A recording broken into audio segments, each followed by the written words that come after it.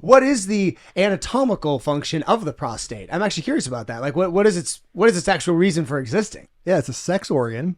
It makes the fluid that transports sperm. So when we ejaculate, most of the fluid comes from the prostate. Really? Very interesting. Vital organ. So it does not come. This actually, I was surprised. Like, it does not. So in what does it in any way correlate to the testes where it does come from? That's the misconception. So yeah, it's a people, misconception. They think when they ejaculate, the fluid's coming from their testicles. It's sperm. It's not. It's semen. Wow. And semen has some sperm in it, but only 1 or 2% of your ejaculation is really sperm. The rest of it's fluid to kind of carry that. So semen is actually, or sperm is actually in two places, like made in the testes and in the prostate? Nope. Or sperm, for which is needed for reproduction is from the testicle. Okay. But the fluid that brings that out when we ejaculate, most of that fluid is from the prostate. Whoa. Interesting. I didn't know that. Yeah.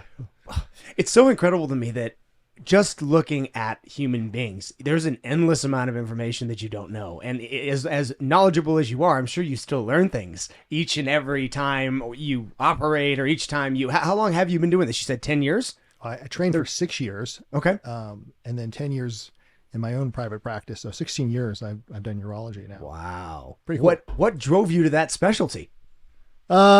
Great question. I really didn't know what I wanted to be. I kind of wanted to be a family doctor. Growing up, as a kid, I always looked at my family doctor as the guy that, was taking care of me and my mom, my dad, my siblings. And I liked that. Yeah. And that's what I prepared to do. But when I got into medical school, I found surgery, and then I found robotic surgeries, like playing video games. And it was just so awesome to you run away and you do, play video games all day for a living. I mean, explain robotic surgery. What is the difference between robotic surgery on my dick and normal surgery on my dick? I don't use the robot for dick surgery, and we'll talk about dick surgery if you want. But oh yeah, robotics, it came around, I don't know, maybe the early 2000s. Okay. And what we did before, and what we still do now, is laparoscopic surgery, where you make very small incisions and you insert chopsticks, and you use that to cut out organs and to repair things inside the body. Yeah. But it's like operating with chopsticks. You don't have a lot of control. If you try to pick up something of chopsticks, unless you're really skilled at it, you're gonna have a hard time. Sure. Yeah. So robotics allows you to put these small arms into somebody, and then you can control them. You sit on a console next to the patient.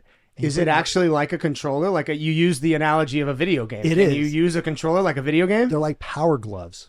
From old school Nintendo. You put your hands into these devices, and they control the hands on the robot. And you look in and you see a 3D view, and the robot has a camera with 2 lenses, so it gets a 3D view as well. So you see depth and perception. You can zoom in, and you can get your hands into very small crevices that you normally couldn't. Without literally putting your hands anywhere. Yeah. It's all robotic. In the anatomy that I deal with, it's in the pelvis, and it's really narrow, confined, small area. So you can get in there very, very...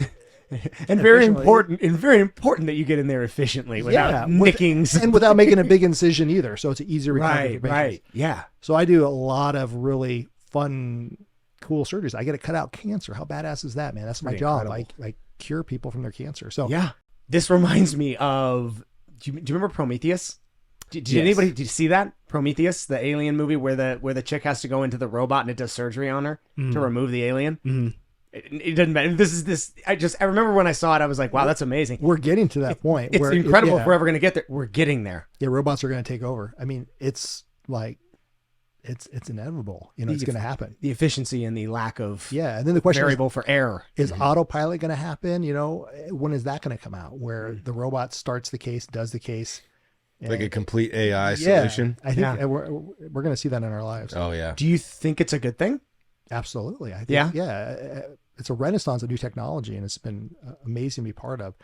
I've seen that from what I did when I trained, 16 years ago to what I do now is completely transformed. Really? I mean, it's night and day. The surgeries, I just did a surgery, literally came from that it's never been done in Arizona. Another way to treat cancer using voltage, changing the voltage of cells to destroy them, to lyse cancer.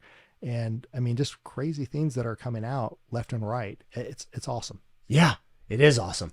So what would you say is the most exciting new technology that you've seen? First off, how old is this new robotic style of surgery? Is it something that you've seen since you got your own practice? I mean, how long have people been doing that? No, we got into my training, and it was kind of fun to watch. Like my mentors that trained me, I trained in Indiana, and they're just incredible doctors and some of the best urologists ever. And those are the guys that, that trained me. And I was just so mesmerized by how amazing and good they were. And then they got the robot, and then it kind of changed their game because they're used to doing big open surgeries, and they had to shift their skill set to go to this robotic mindset. And, it was kind of cool. I got to watch them learn how to do it. And then when I came out, I learned how to do it, and it's evolved. It's gotten a lot better. The technology's improved significantly from when I started. We're on the 3rd and 4th generation of the robots, and they get smaller and they get more efficient and better. But yeah, no, it's been great. There were studies in medical school when I was there that talked about if you play Nintendo 30 minutes a day, you were better at this surgery. You were quicker. Really? Mistakes. Yeah. And I was like, dude, I grew up with video games. Like, that's so cool. This is my calling. I mean, and it really is. I mean, it's a lot of eye to hand coordination. It's a lot of, There's certainly an aspect of video games that is, I think, underlooked, and that is your reaction time, your ability to actually adapt to certain circumstances, and your hands are involved in the whole thing. It may not be a big physical activity, but it certainly has its merit. And now more than ever, I mean, that literally could be a selling point for some young gamer. It's like, hey, you're 15, you love video games. Maybe one day you become a surgeon. Yeah. Why not? There's like a generational gap, for maybe the older doctors or whatever, where it's a little more difficult because they didn't grow up with the same technology that we did. So these up and coming generations might have some type of advantage with that. 100%. Yeah.